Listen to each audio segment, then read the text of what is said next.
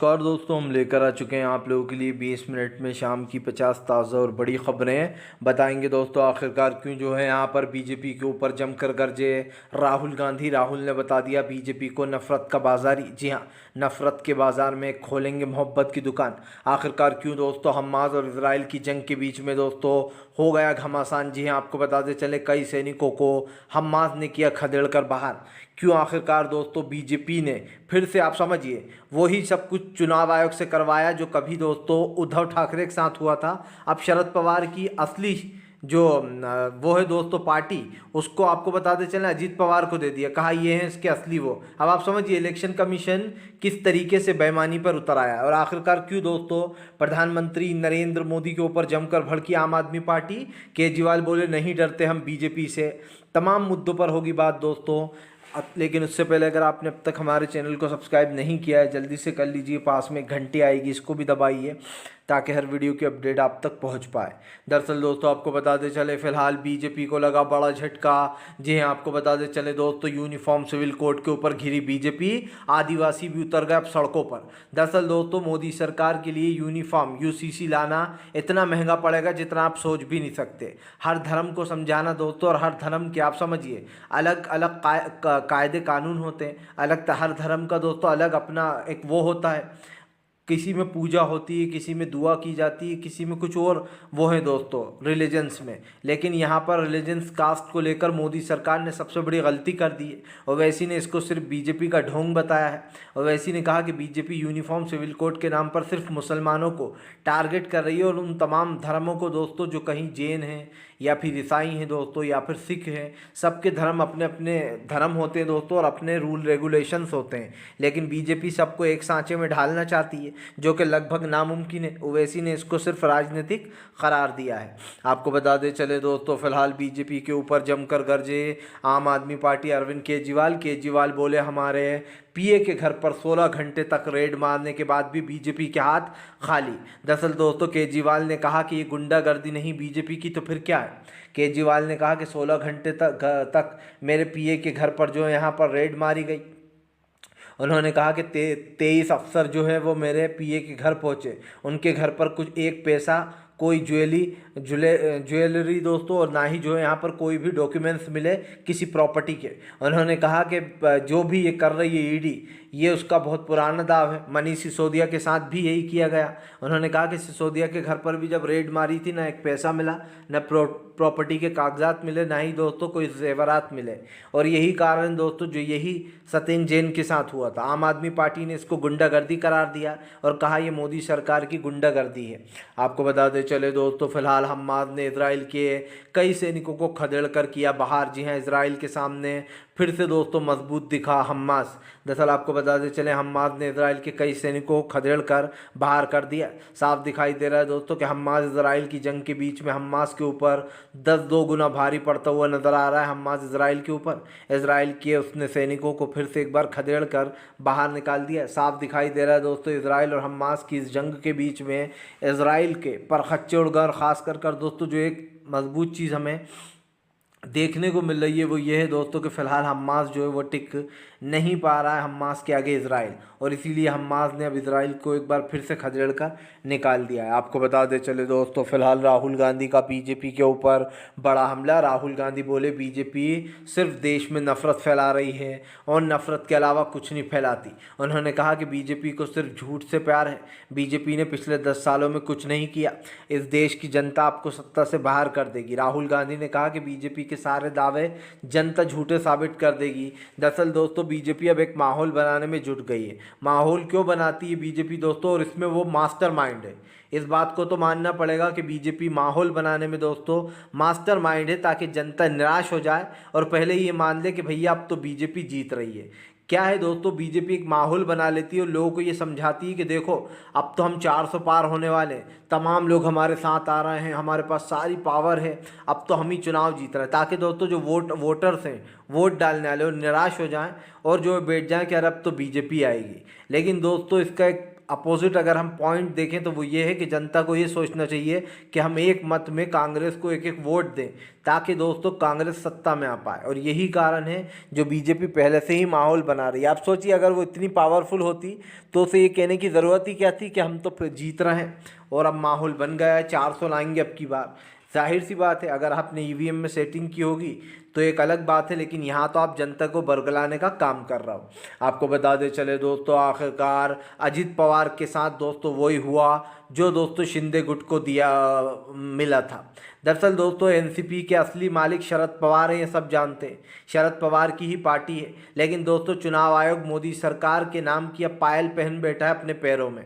जी हाँ, और अपनी मांग में दोस्तों सिंदूर भी भर लिया है। अब ये हम क्यों कह रहे हैं दोस्तों, क्योंकि आप खुद जानते हैं कि शरद पवार एक दिग्गज नेता है दोस्तों। शरद पवार की एनसीपी है। अजित पवार धोखा दे के भाग गए अपने चाचा शरद पवार को। लेकिन दोस्तों अब आपको बता दें चुनाव आयोग ने फिर से वही किया जो उसने शिवसेना के साथ किया था। शिवसेना की का असली शिवसेना उसने शिंदे गुट को बता दिया था और कहा था कि उद्धव ठाकरे की असली शिवसेना नहीं बल्कि शिंदे गुट को हम ये देते हैं टैग, उनकी है शिवसेना। अब ऐसे ही दोस्तों एनसीपी के साथ किया कल। अजित पवार को जो है यहाँ पर असली एनसीपी करार दे दिया गया है और दोस्तों शरद पवार से पार्टी का नाम और सिंबल छीन लिया गया है। आप समझ सकते हैं दोस्तों कि तमाम देश में पार्टियों के साथ क्या हो रहा है और किस तरीके की चीज़ें चल रही हैं दोस्तों। और सुप्रीम कोर्ट इस पर दोस्तों कोई संज्ञान नहीं लेता। सीधी सी बात बोलूँगा मैं, सुप्रीम कोर्ट में दोस्तों उद्धव ठाकरे की पार्टी का भी केस चल रहा है, लेकिन दोस्तों इतना टाइम होगा, आप समझिए इतने लंबे समय से वो लटका हुआ है। जाहिर सी बात है जब लोकसभा चुनाव ही करीब आ जाएंगे तो क्या मतलब रह जाएगा दोस्तों नाम मिलने का और वो सिंबल का। अभी जानबूझकर फैसला नहीं सुनाया जा रहा दोस्तों, कोई माने या ना माने, अदालतों के जजों पर और अदालतों पर फुल प्रेशर डालती है मोदी सरकार। वो वही करवाती है जो वो फैसला दिलवाना चाहती है। भले ही कुछ लोगों को ये बात सुनकर दोस्तों बुरा लगेगा, लेकिन सच्चाई यही है कि दोस्तों कि अदालतों पर मोदी का पहरा है। प्रधानमंत्री मोदी जो चाहते हैं वो फैसला दिलवाते हैं और ये बात कोई झुठला नहीं सकता है। जितने भी तमाम बड़े फैसले हैं वो मोदी सरकार के हक़ में कैसे चले जाते हैं ये कोई मुझे बता दे दोस्तों। कैसे एक इंसान की पार्टी को छीन कर उस गद्दार को दे दिया जाता है दोस्तों जो पार्टी को तोड़कर भागता है। ये तो चुनाव आयोग की सरासर गुंडागर्दी है। खैर चुनाव आयोग से दोस्तों और उम्मीद भी क्या की जा सकती है जब चुनाव आयोग खुलेआम ईवीएम को नहीं हटाता, ईवीएम में धांधली की खबरों को दोस्तों गलत बताता है। क्या जिन वोटरों ने अपने ही आप को वोट दिया, जब उनका वोट ना निकले ईवीएम में तो क्या ईवीएम की गड़बड़ी नहीं है दोस्तों वो। आपको बता दें चले दोस्तों, फिलहाल हमास इजराइल की जंग के बीच में हिजबुल्लाह ने ज़ोरदार तरीके से कर दिया दोस्तों अटैक। हिजबुल्लाह बोला अब बर्बादी की ओर बढ़ेगा। जी हाँ इजराइल, दरअसल आपको बता दें चले हिजबुल्लाह ने दोस्तों पूरी तरीके से इजराइल को घेर लिया। हिजबुल्लाह ने इजराइल को घेरते हुए साफ कहा है कि फ़िलहाल वो किसी भी तरीके से दोस्तों छोड़ने वाला नहीं है इन लोगों को। ख़ास कर दोस्तों जिन लोगों ने गज़ा में नरसंहार फैलाया है उसको अपने निशाने पर अब इजराइल ले बैठा है। इजराइल ने साफ कहा है दोस्तों कि फ़िलहाल गज़ा के मासूम लोगों के साथ जो हो रहा है उसको लेकर ख़ास कर दोस्तों ये तमाम चीज़ें निकल कर सामने आई हैं। और ऐसे में ये साफ़ हो गया है दोस्तों कि अब हिजबुल्लाह ने पूरी तरीके से दोस्तों घेर लिया है ख़ास करके इजराइल को, क्योंकि दोस्तों अब इजराइल के उल्टी गिनती शुरू हो चुकी है। हिजबुल्लाह और तमाम लोग जितने भी हैं दोस्तों वहाँ पर इस चीज़ पर अब एक रौर भी छिड़ गई है, जहाँ पर एक साफ दिखाई दे रहा है कि अब हिजबुल्लाह ने इजराइल की उल्टी गिनती शुरू कर दी है। जाहिर सी बात है ये एक ऐसी जंग है दोस्तों जो हिजबुल्लाह ख़त्म नहीं करने वाला है। और ऐसे में हिजबुल्लाह ने साफ कर दिया है कि फ़िलहाल तमाम चीज़ों को लेकर ये सारी बातें होंगी। ऐसे में दोस्तों अब आगे क्या होता है ये देखना दिलचस्प होगा, लेकिन एक चीज़ साफ़ हो चुकी है कि फ़िलहाल तमाम मुद्दों पर बीजेपी इजराइल घिरता चला जा रहा है और दोस्तों हमास आगे निकल रहा है, क्योंकि हिजबुल्लाह जैसे बड़े संगठन भी हमास के साथ हैं जो कि लगातार इस जंग में उसका साथ देते हुए नज़र आ रहे हैं। आपको बता दें चले दोस्तों, राहुल गांधी की भारत जोड़ो यात्रा में उमड़ा जन सैलाब। अखिलेश यादव को भेजा राहुल खरगे ने न्योता। अखिलेश ने दोस्तों क्या बोला बताते हैं आपको। दरअसल आपको बताते चले अब राहुल गांधी की भारत जोड़ो न्याय यात्रा उत्तर प्रदेश में पहुंचने वाली है। उत्तर प्रदेश में दोस्तों भारत जोड़ो न्याय यात्रा का न्योता अखिलेश यादव को दिया है मल्लिकार्जुन खरगे ने। खरगे ने अखिलेश यादव को इस यात्रा से जुड़ने का न्योता दिया है और खरगे का ये न्योता अखिलेश ने एक्सेप्ट भी कर लिया है। अखिलेश यादव ने कहा कि पीडीए जब इंडिया गठबंधन की भारत जोड़ो न्याय यात्रा की सफलता पर हम उनको बधाई देते हैं। अखिलेश ने कहा कि भारत जोड़ो की न्याय यात्रा के साथ पीडीए जुड़कर एनडीए को हराएगा, यानी कि बीजेपी को हराएगा। उन्होंने कहा कि हम इस यात्रा के साथ जुड़ेंगे और ख़ास कर इंडिया गठबंधन को और भी मजबूत करेगा पीडीए। आपको बताते चले दोस्तों, अब पीडीए सीधी टक्कर देगा उत्तर प्रदेश में। इस बार जो है यहाँ पर बीजेपी को, सीधी सी बात यह, अखिलेश यादव को खरगे का ये न्योता एक्सेप्ट कर लिया है, यानी कि अब राहुल के साथ कदम से कदम मिलाकर चलते हुए नजर आएंगे हमें अखिलेश यादव। दोस्तों 2024 का चुनाव साग दाव पर लगी है दोस्तों। क्योंकि इसलिए लगी है दोस्तों, ये हमारे देश का एक ऐसा चुनाव बन चुका है जहाँ पर कुछ तानाशाह हैं, तो दोस्तों कुछ ऐसे लोग हैं जो सच में देश को अच्छे से चलाना चाहते हैं। अब यह हमारे ऊपर है कि दोस्तों हम लोग किन को सत्ता में लाना चाहते हैं। मुझे ऐसा लगता है दोस्तों कि ज़्यादा से ज़्यादा वोट करना चाहिए और दोस्तों सीधी सी बात यह है कि इंडिया गठबंधन को जिताना चाहिए।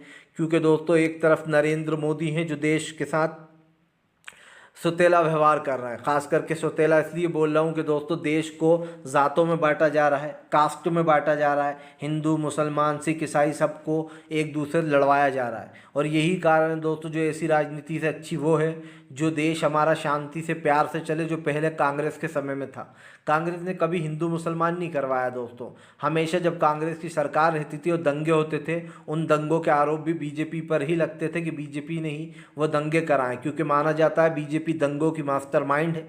कई बार ये आरोप लगा चुके हैं विपक्ष के नेता, चाहे गुजरात के दंगे हों दोस्तों, ये तमाम जगहों के वो दंगे, दिल्ली दंगा हो, इसमें बीजेपी के नेताओं के बड़े हाथ माने जाते हैं जो लोग इस तरीके के चीज़ों को बढ़ावा देते हैं। और ये आरोप विपक्ष हमेशा लगाता रहता है कि इस तरीके की चीज़ें बीजेपी में ऐसी एक्टिविटी होती है।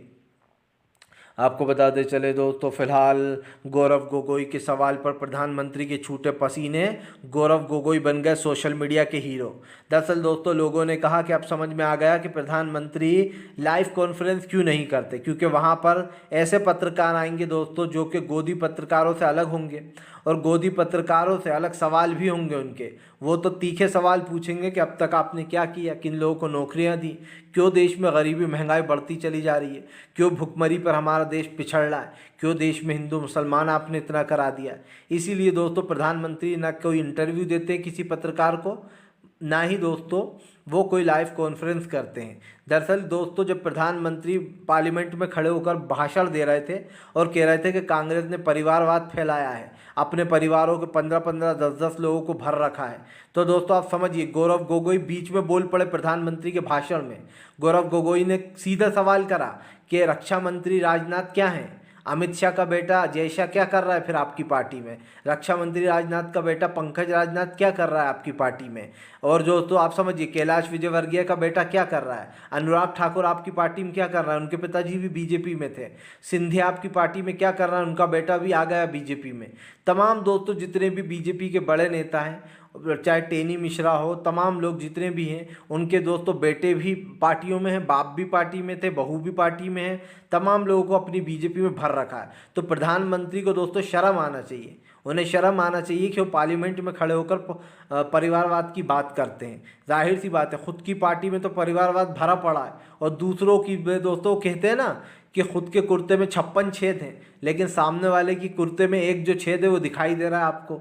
यही कारण दोस्तों जो गौरव गोगोई ने जैसे ही ये सवाल पूछा तो प्रधानमंत्री के होश उड़ गए, उन्होंने पानी पीना शुरू कर दिया। यही नहीं दोस्तों, उन्होंने कहा अरे मैं आपसे थोड़ी कह रहा हूँ, मैं तो हम सबकी बात कर रहा हूँ। फिर प्रधानमंत्री ने टॉपिक बदल दिया। प्रधानमंत्री कहने लगे अच्छी बात है अगर राजनीति में युवा आते हैं तो ये तो बहुत बढ़िया बात है। अब आप समझिए प्रधानमंत्री ने कितनी जल्दी सवाल से घबरा कर अपना सवाल का वही बदल दिया जो उनका मोटिव था।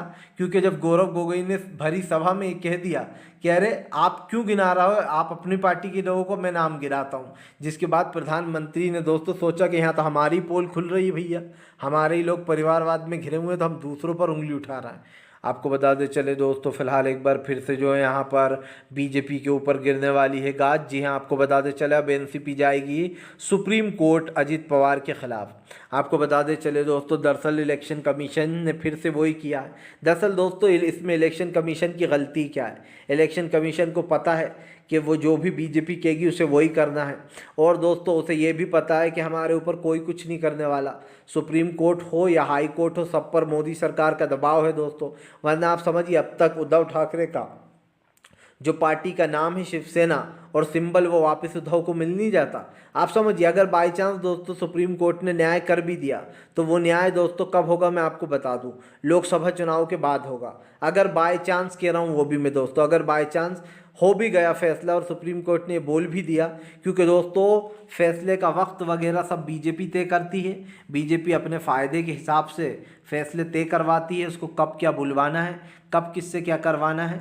और ये मैं इसलिए बोल रहा हूँ दोस्तों कि आपको याद होगा, आपसे कुछ दिन पहले कुणाल कामरा ने सुप्रीम कोर्ट के ऊपर भाजपा का झंडा लगा दिया था और दोस्तों भगवा रंग से पोत दिया था और ये करार दे दिया था कि दरअसल सुप्रीम कोर्ट अब सुप्रीम कोर्ट नहीं रहा, अब वो दोस्तों जो है यहाँ पर भगवा कोर्ट बन चुका बीजेपी का कोर्ट, ये बताने की उन्होंने कोशिश की थी। इसका मतलब आप समझते हैं, इसका मतलब ये था कि वो तंज कस रहे थे सुप्रीम कोर्ट पर कि अब बीजेपी के एजेंडे पर काम करता है सुप्रीम कोर्ट।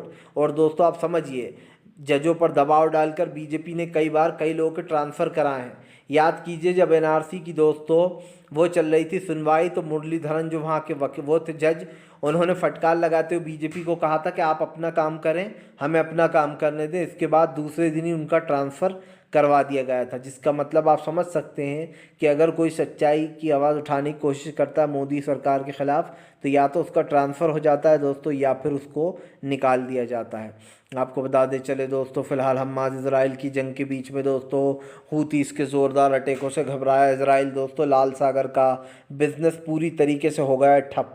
दरअसल आपको बता दें चले दोस्तों, लाल सागर का जो बिज़नेस है वो पूरी तरीके से ठप हो चुका है। साफ दिखाई दे रहा है लाल सागर में दोस्तों जो चीज़ें हो रही थी उसको लेकर अब कहीं ना कहीं परेशानियां खड़ी हो गई हैं। और ये बात हम इसलिए कह रहे हैं दोस्तों क्योंकि लाल सागर में से ही ज़्यादातर बिजनेस होता है। ऐसे में अब लाल सागर में हूतीस के हमलों से घबरा गया है अमेरिका और इजराइल दोनों, क्योंकि दोस्तों यहाँ पर साफ दिखाई दे रहा है कि जो लोग भी इस चीज़ में आ रहा है, बिज़नेस वगैरह कर रहा है, उनको दोस्तों पूरी तरीके से टारगेट करता हुआ नज़र आ रहा है हूतीस ने अब ख़ास करके बर्बादी की कगार पर ले लिया है दोस्तों इजराइल वगैरह तमाम लोगों को। और ऐसे में हूतीस के सामने अब टिक कोई नहीं पा रहा है, क्योंकि हूतीस बना नंबर 1। आपको बता दें चले दोस्तों, बीजेपी के ऊपर जमकर भड़कते हुए नज़र आए जो है यहाँ पर दोस्तों। आपको बता दें चले फ़ारूक अब्दुल्ला बोले फ़िलहाल यूसीसी बिल सिर्फ मुसलमानों को परेशान करने के लिए लाया जा रहा है और तमाम उन धर्मों को जो दोस्तों आप समझिए कानून के बल पर नहीं बल्कि धर्म के बल पर चलते हैं। और दोस्तों तर्क क्या दिया जा रहा है कि यूसीसी का मतलब ये है कि अब तमाम देश एक ही कानून से चलेगा। देखिए दोस्तों, देश में जो कानून है अभी भी देश एक ही कानून से चलता है दोस्तों। आप समझिए, अगर किसी ने कोई अपराध किया है तो सबको एक समान फांसी की सज़ा मिलती है। अगर किसी ने दोस्तों किसी के साथ कुछ गलत किया है तो उसको सज़ाएं सेम मिलती हैं। कोर्ट की जो मतलब जो कानूनी सज़ाएं वो तो सेम ही मिलती हैं दोस्तों, देश का कानून तो सेम ही है। ऐसा तो है नहीं कि मुसलमान ने कुछ कर दिया तो उसके लिए अलग कानून है, हिंदू भाई ने कुछ कर दिया उसके लिए अलग कानून है, ऐसा नहीं है ना, एक ही कानून है। हालांकि बल्कि आजकल तो उल्टा है, अगर दोस्तों पत्थरबाजी हुई तो मुसलमानों के घर पर बुलडोज़र चलता है, लेकिन हिंदू भाइयों ने अगर पत्थरबाजी कर दी तो उनके घर पर नहीं चलता है। और ये इसलिए नहीं कि बीजेपी को हिंदू भाइयों से प्यार है, ये सिर्फ इसलिए क्योंकि यही राजनीति का उनका पैटर्न है। वो हिंदुओं को कुछ ना कर कर मुसलमानों को जेल में डालती है ताकि उसको वोट मिले, ये उसकी चाल होती है। तो आप समझिए, कानून तो एक समान है बल्कि और उल्टा मुस्लिमों के साथ अन्याय हो रहा है। लेकिन बात सिर्फ इतनी भी नहीं है दोस्तों, बात यह है कि यूनिफॉर्म सिविल कोड बीजेपी इसलिए लेकर आ रही है क्योंकि इसे 2024 में एक बड़ा मुद्दा बनाना चाहती है राम मंदिर के साथ साथ। उसके 2-4 मुद्दे तैयार हो गए हैं। पहला ज्ञानव्यापी, दूसरा दोस्तों अयोध्या राम मंदिर जो अभी निर्माण हुआ है, तीसरा उसको यूसीसी बिल का मिल गया है। तो मतलब कि मोदी सरकार दोस्तों हर मुमकिन कोशिश कर रही है कि वो किसी भी तरीके से तीसरी बार सत्ता में आ जाए।